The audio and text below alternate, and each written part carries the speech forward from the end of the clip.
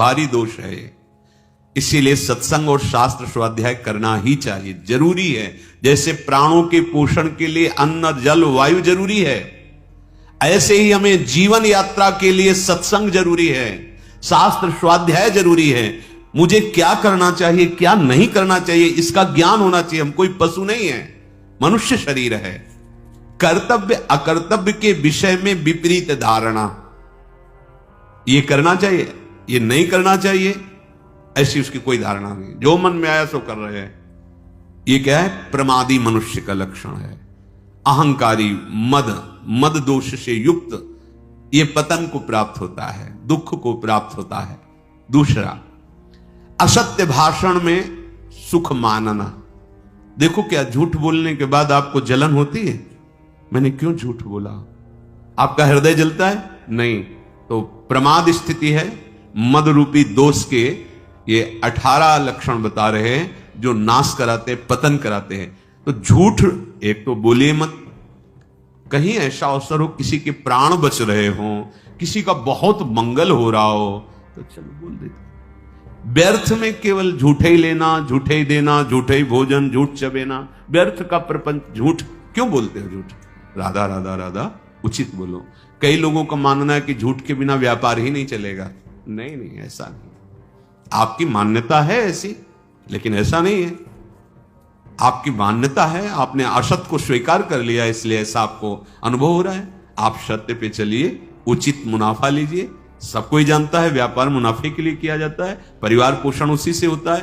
तो ऐसा नहीं कि उसमें आप झूठ बोलें कि कसम से कहते हैं 120 का लाए हैं, बस आपको कोई मुनाफा नहीं, 120 का दे देंगे। घर के हो आप, ले नहीं नहीं हम 120, 110 अब इसके नीचे नहीं। अब कहां गई तुम्हारी कसम? अभी बोल लेते बेमतलब झूठ। हम कितने का लाए तुम्हें मतलब नहीं, मैं 120 का देंगे आपको, लेना ले चले जाइए, हमारी दुकान में फिक्स रेट है, अली खत्म। जब लोग जान जाएंगे कि आप सत्य से चलते हो, उचित मुनाफा लेते हो, कोई मोल भाव करने वाले की जरूरत नहीं। थोड़ा ये कि बेईमानी से 150 रुपया ज्यादा आ जाएंगे तो जाके लाखों का हिसाब बना देंगे निकलने का, ये भी तो दिमाग में रखो। वो हिसाब ऐसा बनाएंगे लाखों रुपया दवाइयों में जाएगा, होश में। अधर्म के द्वारा कमाया हुआ धन न इस लोक में सुख देता है न परलोक में। कह रहे हैं कि असत्य भाषण, झूठ बोलना। तीसरा है सबके गुणों में दोष दृष्टि देखना। जहां किसी की बड़ाई सुनी, शुरू हो गए कमी देखना। दोष है जैसे मदिरा पीना, व्यभिचार करना, जुआ खेलना, हिंसा करना, धर्म विरुद्ध आचरण करना, ये दोष है। इनको अपने अंदर से त्यागना है। दूसरा कोई हमारा मित्र है तो उसको सलाह दे देते हैं कि आज सत्संग में सुना है ऐसे ऐसे दोष नहीं करने चाहिए। पर अपनी क्या वृत्ति होती है कि जो वास्तविक प्रशंसनीय है, सद्गुणी, उनमें भी दोष दर्शन करना, कहीं ना कहीं छिद्र देखना और उसको विस्तार पूर्वक वर्णन करना। जो तीसरा ये पतन का मार्ग का दोष है, सबके गुणों में दोष निकालना। चौथा, हर समय स्त्री विषयक कामना से युक्त रहना। जिधर दृष्टि जाए, जहां भी स्त्री शरीर में, बस गलत भाव से देखना। पांचवा है सदा धनोपार्जन में ही वृत्ति लगाए रखना। धनोपार्जन के लिए शारीरिक सेवा, श्रम आवश्यक है, जो आपको मिला है, लेकिन मन रखो जहां कृपा निधाना।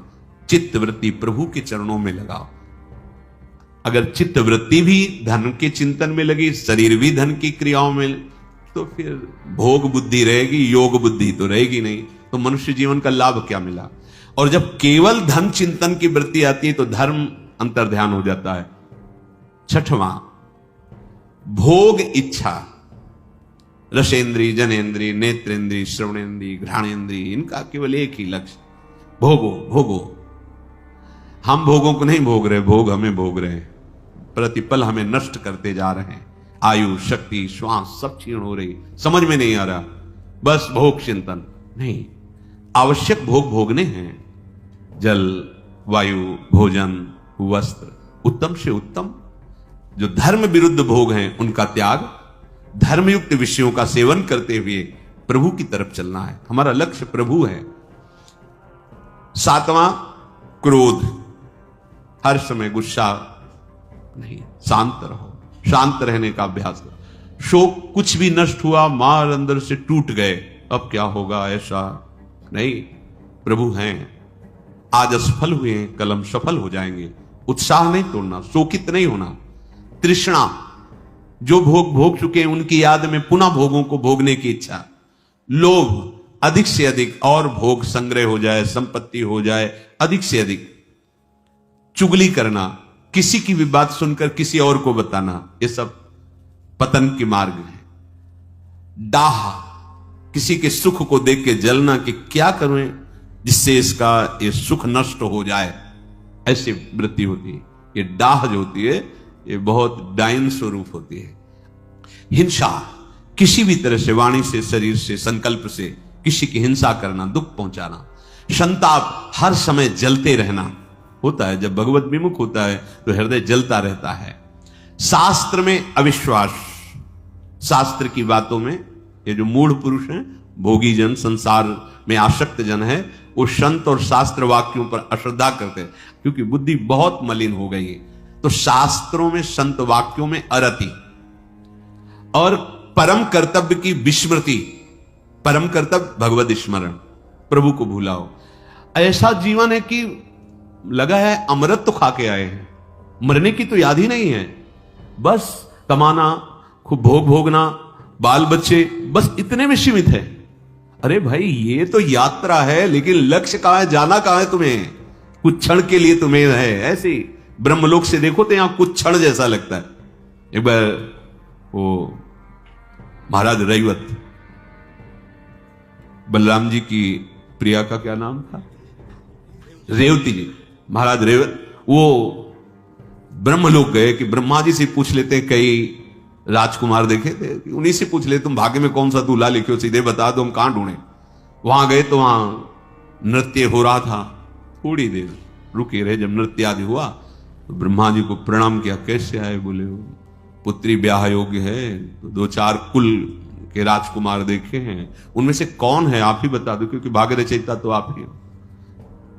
उन्होंने नाम बताया कि अमुक अमुक राजकुमारों को। अरे बोले, पता है उनकी कुल परंपरा नष्ट हो गई। बोले क्यों? बोले जितनी देर तुम नृत्य देखे वहां न जाने कितने युग बीत गए यहाँ के। समझो, वहां थोड़ी देर सभा में नृत्य हुआ तो यहां युग के युग बीत गए। तुम्हारा कितना समय, 80 वर्ष, 100 वर्ष। प्रिया प्रीतम भगवत चरणारविंद का चिंतन, भूले हुए कर्तव्य की विस्मृति, परम कर्तव्य की विस्मृति। अधिक बोलने वाला मिथ्या बोलेगा, प्रपंची होगा।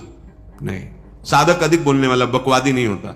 गंभीर मुद्रा, मौन से कभी बोला तो मीठे और धीमे स्वरों में कुछ शब्द। ये जो उद्दंडता पूर्वक वाणी को व्यर्थ करते रहते हैं वो साधक नहीं होते हैं। हास परिहास और ऐसे उद्दंड नहीं, गंभीर। वो हर इंद्रिय की ऊर्जा शक्ति को संचित करते हैं और उसी के बल से विषयों पर विजय प्राप्त करके निरंतर भगवदाकार वृत्ति करते हैं। आप देखो, नेत्रेंद्री को बंद कर दिया गांधारी जी ने। जब सुना हमारे पति धृतराष्ट्र बाह्य नेत्र रहित है, बंद कर दिया, पट्टी बांध ली। देखो कितनी ऊर्जा शक्ति एकत्रित कर ली। जब महान महाभारत का युद्ध हो, देखा कि भगवान श्री कृष्ण उधार हैं तो मुश्किल हो जाएगा दुर्योधन को बचना। उनका बेटा तू निर्वस्त्र होके आजा, आज मैं पट्टी खोलूंगी अपनी आंखों की, तुझे देखूंगी, मेरी जहां दृष्टि पड़ेगी वज्र का शरीर हो जाएगा तेरा, क्योंकि मैंने नेत्र शक्ति को रोका है। ये जो आप खर्चा कर रहे हो ना, ये साधु नासाग्र दृष्टि,